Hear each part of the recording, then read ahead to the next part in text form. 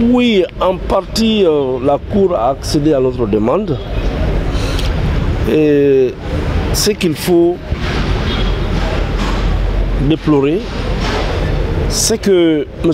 Oye Guilavogui, après près d'une année de détention ici, sans jugement, parce que c'est bien après qu'un procès a été organisé, pendant sa longue détention, il est tombé malade.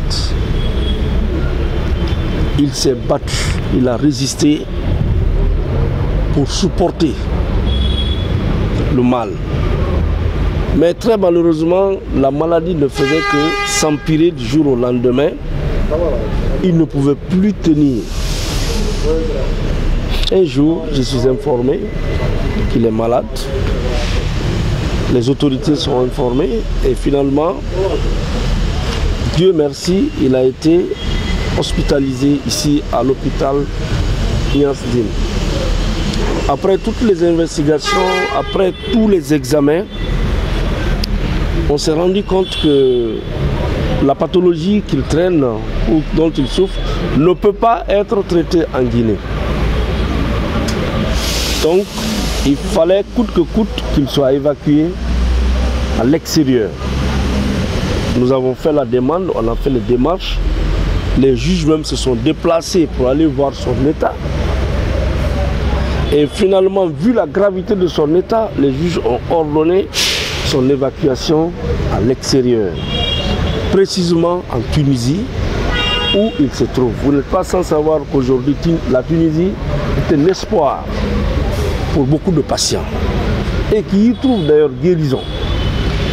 Donc, M. Oye Guilavogui, ex-ministre du régime de franc, est sorti légalement de l'hôpital pour la Tunisie. Depuis qu'il est arrivé, il est sous soins intensifs.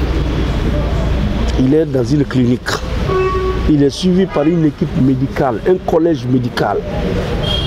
Après tous les diagnostics, le collège a fait un rapport à mi-parcours pour dire que le mal qu'il doit le maintenir encore sur les lieux jusqu'à 12 mois. Parce qu'il aura 24 séances à passer et 2 fois dans le mois. Ce rapport est venu officiellement signé du collège médical d'une des plus grandes cliniques hospitalières de Tunis. Nous avons produit ce rapport. Entre-temps, le décret est intervenu et il y a eu changement de composition. Mais c'est par la voie de la presse qu'on apprend toujours que le dossier Oye est programmé. Le dossier passe, que d'ailleurs il n'est même pas en Tunisie, il serait en Turquie. Tout ça, c'était surprenant. Or, l'article 658 est clair.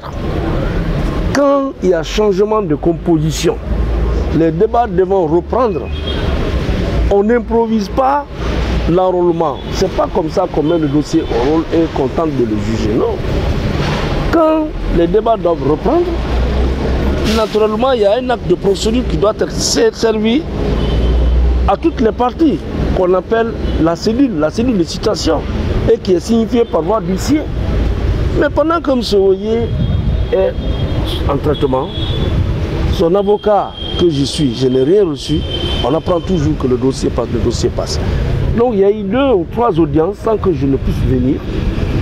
On apprend les échos. Donc après, par la suite, on a appris que le dossier est enrôlé encore pour aujourd'hui. Mais attendez, il fallait venir. Pourquoi cet acharnement?